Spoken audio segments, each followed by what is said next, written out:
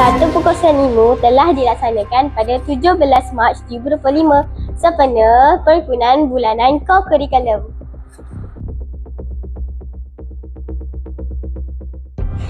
Kami, Badan Unit Beruniform Pengakap, telah menunjukkan kemahiran ikatan dan simpulan.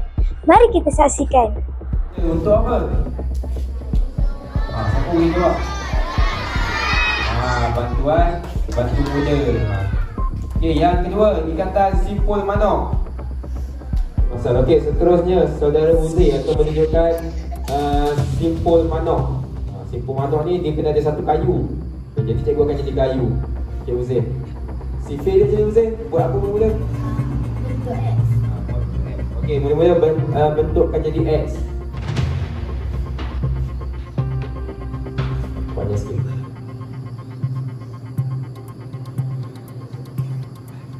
Kemudian masuk dekat tengah dia antara X. Okey, tarik. Okey. Tahu tak fungsi ni dia akan jadi macam ni.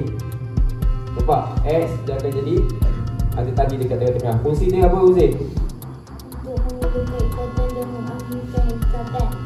Untuk memulakan ikatan dan mengakhiri ikatan semasa membuat gadget.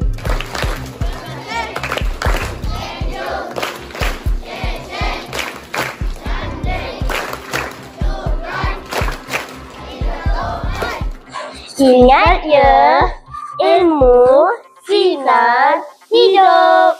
Sekian dari kami di PSS. Jumpa lagi.